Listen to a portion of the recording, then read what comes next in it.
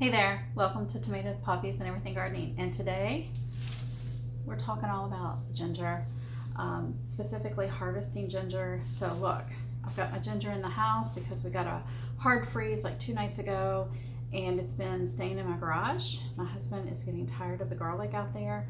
So we're gonna go ahead, we're gonna harvest this garlic. We're gonna talk about the end experiment from last fall.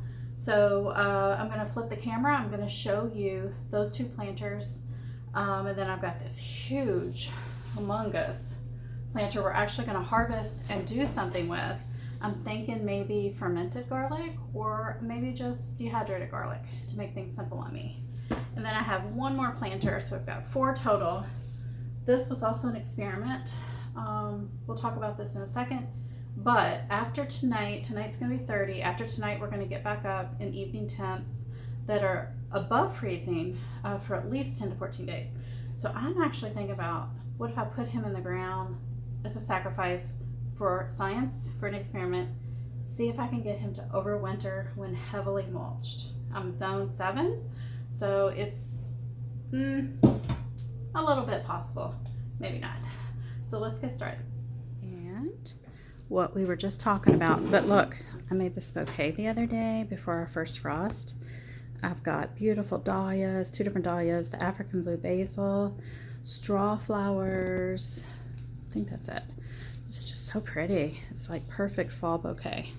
All right, so he stays there on the table, but these guys don't. And I've got to do something with them. They're taking up way too much space in the garage. So you can go way back to last fall if you wish.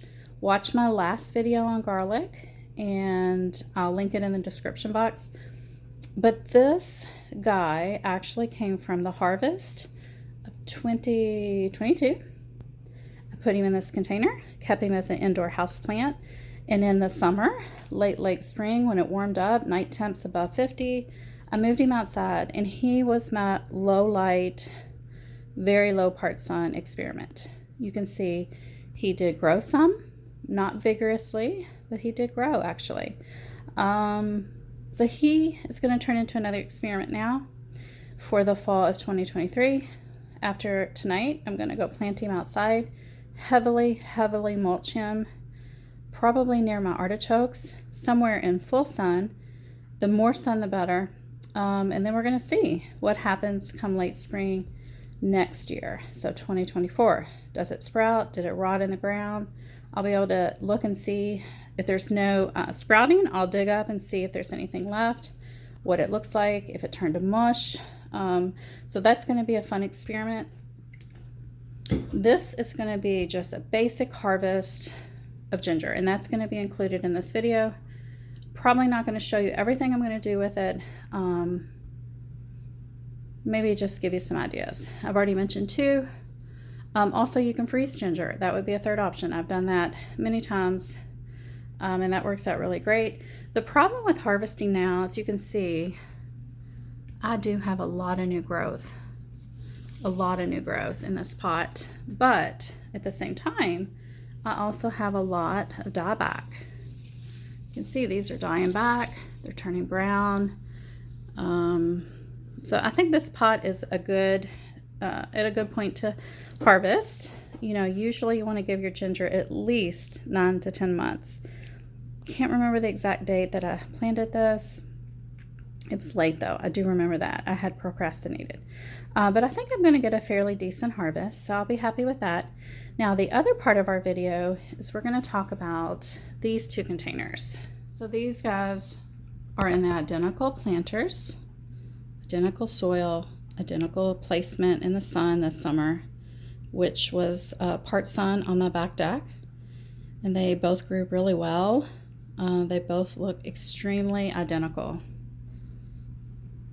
There is a difference. So the one with the rock, with the frog rock there, let's see if I can get a cute look at it. My daughter painted that one year. I think it looks so cute. So this container actually is ginger from this year that got planted. 2023. This was organic purchased ginger, and it sprouted, did great. When I bought the ginger, it already had eyes on it. I knew it was going to do well. This ginger is very new growth. This ginger, actually, if you can believe it or not, was a house plant all last fall, winter, spring. From the harvest I did last fall that is in the video that I mentioned in the description box, this is what came of that. So I immediately took the harvest from last year and replanted it. Some of it, not all of it. And these are the offshoots from that ginger. So this was a house plant. I just treated it as such. I did not give it extra lighting. I did water it. Didn't really fertilize it a whole lot. It had minimal growth. It was in a dormant state pretty much all winter last year. I did check on it, actually dug it up every now and then to look and see. And I could see the nodes were growing, they were bulging, but they weren't sprouting like this. But as soon as I took this houseplant outside this late spring, it started to grow. And you can see it is almost identical growth to the garlic that I planted this spring, which is very interesting. So for me, from this experiment, I have learned that I don't really necessarily want to keep ginger as a house plant. Like if I had a gigantic Florida room where I could keep all these plants, yes, it would be wonderful to have a pot of ginger. The other thing I'm thinking about though, because it is pretty now, it actually has, foliage and looks nice.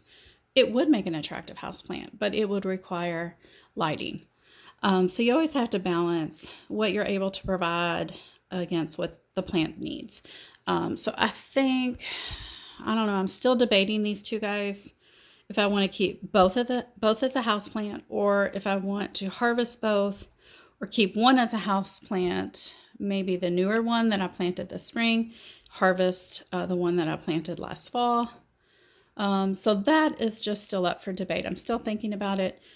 For now, I'm just going to let them get some light, maybe here in my kitchen, at the window, before I make my decision.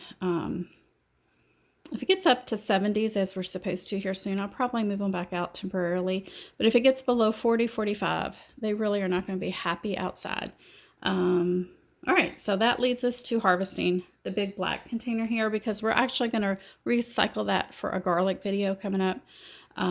So let's get busy with that, and I'll just let the decision about these two kind of stew around in my brain. But I just wanted to share with you that experiment, how it ended, the results.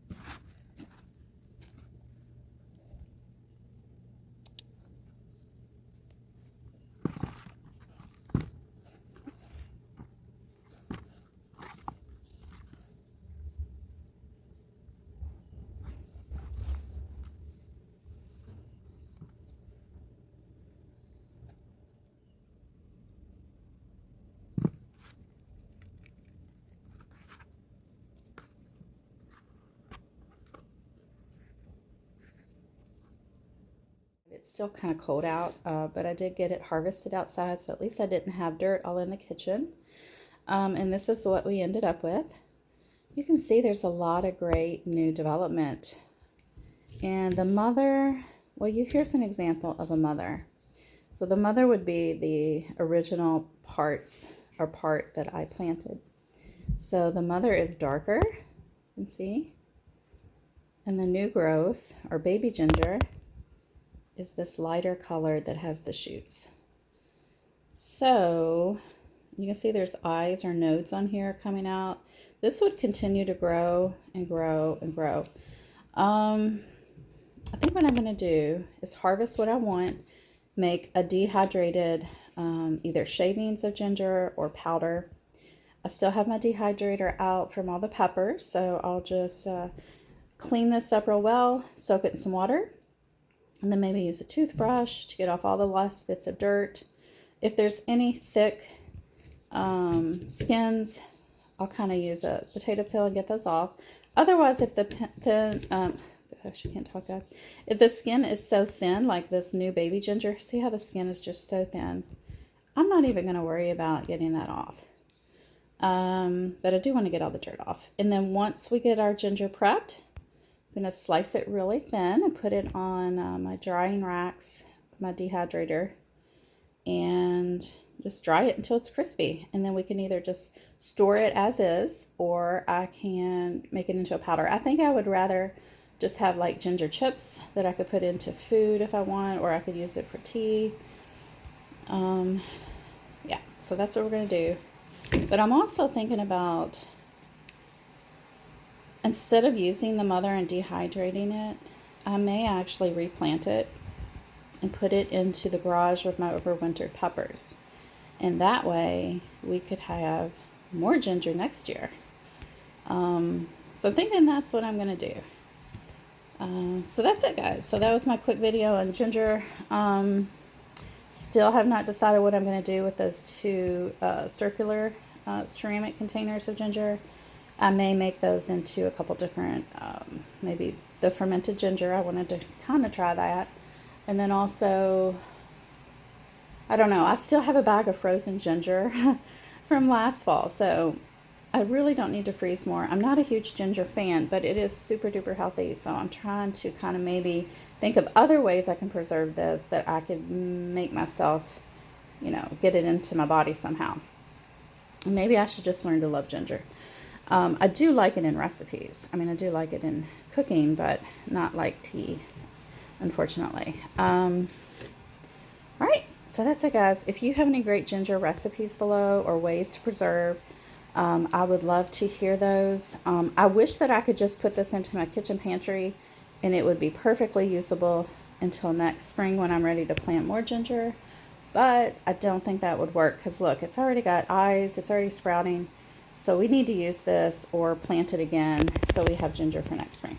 All right, I'll talk to you soon. Bye, guys.